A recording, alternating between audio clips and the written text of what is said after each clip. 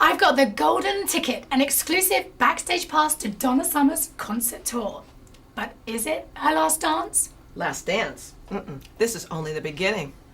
This is an extra exclusive. We've got a backstage pass. What would you say is the best part of being Donna Summer? Oh, it's not bad being queen, you know? What can I say? Well, I think it's, I don't know. That's an odd question. I don't know what it would feel like to be someone else. So I think there are a lot of good things to be me, and I think there are a lot of things I'd trade for something else.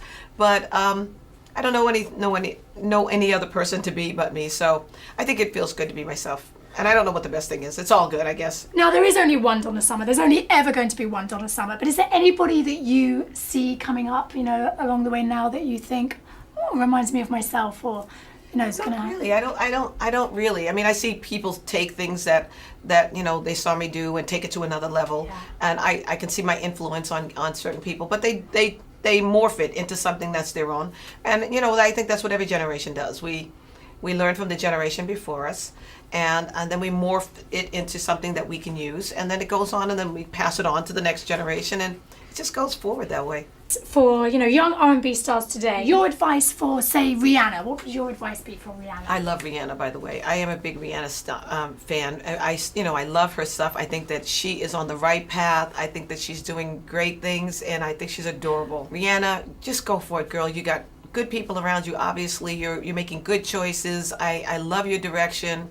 I love your music. I love you. I think you're a sweetheart. I love the fact that you started a foundation and you're working with kids, and I think that that's all the right things. And I think that you're going to be have a very long career. Just keep up the good work. And what about Beyonce? I love Beyonce too. I mean, what's not to love? I mean, these girls are prototypes. She's gorgeous. She's making great decisions. I'm happy when I see people take things to another level, because it shows you that they can. I want you, Beyonce, to continue to be the inspiration that you are, and just, blossom, girl, blossom. And what about Britney? That's another story completely. I love Britney. Britney needs to be around people who really love her, and who really tell her the truth, and who she really will listen to. Don't hold it against me, Britney. I love you.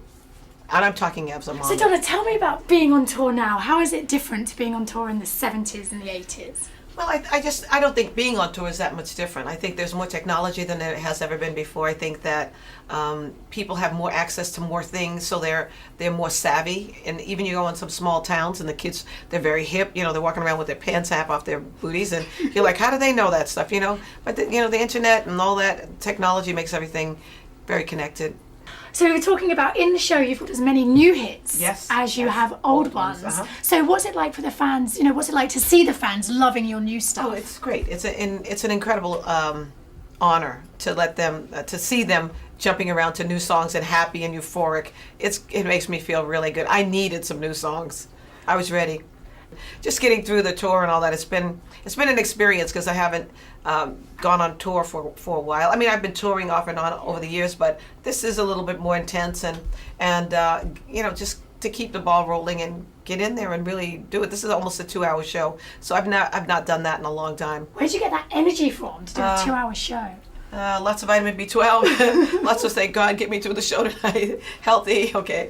No, just, trying to get rest and take my vitamins and do all the things that I have to do to stay healthy so I can do the show. And you sound amazing. You still sound amazing. What do you do to keep your voice in such good shape? Well, I don't drink hard liquor. I have champagne once in a while, but I don't drink much liquor or anything like that. I don't smoke, and I stay out of smoke-filled rooms, and I don't party. I mean, I have friends around, but I don't hang out partying all night.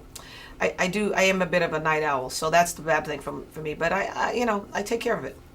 And now that you're on tour, do you have a ritual you go through, like before you go on stage every night? Is there anything you do? Usually I'm quiet. I have my peaceful time, and I like to be alone.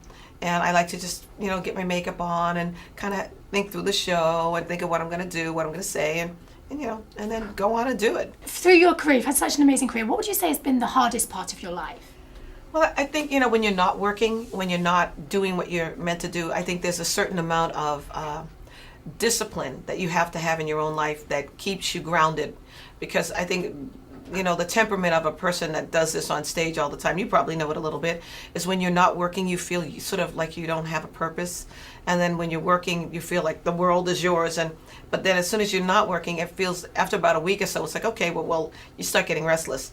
And, I'm a very hyper person, so I need something to do all the time. So staying busy and keeping focused on things. I just wanted to ask you, best part for you, what's been the best part of your career? Well, the best part of my career is making people happy.